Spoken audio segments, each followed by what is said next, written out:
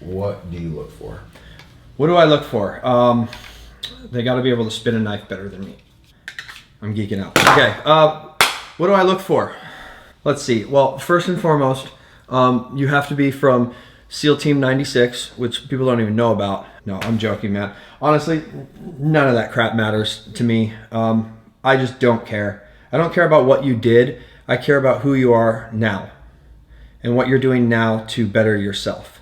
That's literally all I care about. Some of the best guys I've worked with in my life have these amazing backgrounds. Some of the worst dudes I've worked with in my life have these amazing backgrounds. I know one guy worked in a security booth, as a uniform guy. Then he got his armed card, and then he got a CCW, and then he worked on himself, and he learned the game, and he learned all those soft skills that you need to have. And he's a great guy, and he's very successful now. That's what I'm looking for. I'm looking for guys that are doing the work outside of what's expected of them, to better themselves. That's what I really look for. That's what I care about. I had a client who had a friend that is a well-known celebrity, and they came to the house one day, and this super squared away dude, and if you knew his background, like, you'd freak out, but the guy's like taking a selfie with the guy. Are you kidding me right now? Like, is this worth your job? I've worked with and been around a lot of A-list celebrities. It's rare I geek out, but every once in a while there's that one guy or girl or musician. For me, it was a musician, a legendary musician that walked in the room, and I lost it. I was like, ugh. I kept my composure, kept doing my job, and at the end of it, the client was like, hey, will you take a photo with my friend Luke here? And the client took a photo of me with that individual, and I still have it to this day, but I never posted it on social media. I can teach tactics. I cannot teach character. And if you still need to learn good character, I don't want you learning it while you work for me. So when I'm interviewing someone, and maybe because I have like a more of a background in psychology, I'm working on my master's degree in psychology, and I've got a bachelor's in science psychology as well.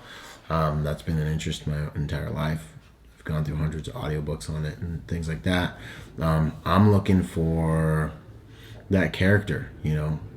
What do you really believe about yourself, about your work product? I don't want you to do a good job because you're with BRG, or I like it that maybe you want to do a good job for me because of our relationship, but I'm looking for that guy who wants to do a good job because it's what he does, because his last name's attached to it.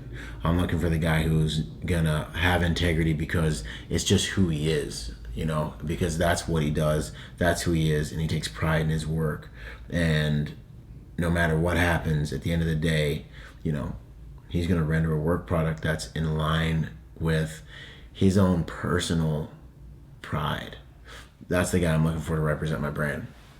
And beyond that, so that's the main thing, character. Then beyond that, I'm looking for not so much guys that have any kind of tactical prowess, but guys that have some conversational intelligence, that have social intelligence, really. So I'm looking for guys that I can put in a vehicle with a VIP, a high income earner. I can put in a vehicle with a wider spectrum of folks. And they'll be able to intelligently interact with them. They know when to be quiet. They know when to talk.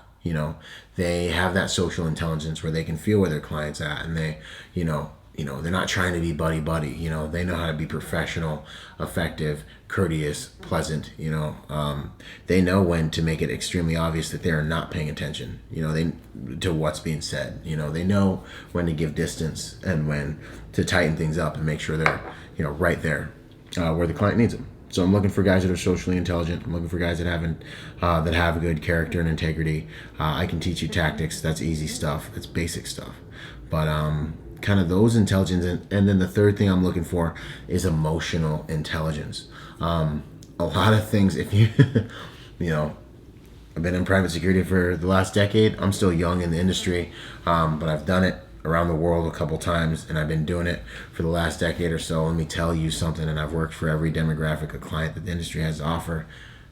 You're going to go through some things in this industry, and as you will with any job or just in life, but you're going to find yourself in positions where you're going to have an opportunity to miss the mark emotionally. Your emotional intelligence is going to be tested because essentially, you're kind of shadowing someone while they live their life. So when they're in a good mood, bad mood, when they're ups, downs, any and everything that happens in that person's life, there's a probability that you're going to be there for it.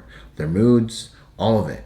So what I'm looking for is someone who's mature, and who's professional, who understands that, and who has the emotional intelligence to really navigate those situations, and the more heated they get, and all the different temptations that are around, and all the different all the different ways that your emotional intelligence is going to be tested when you're in these environments where you have access and you are backstage, and there's all these different things going on around you that are going to test you in almost every different way that you can imagine, to crack under pressure, give in, find shortcuts, snap selfies, and things like that.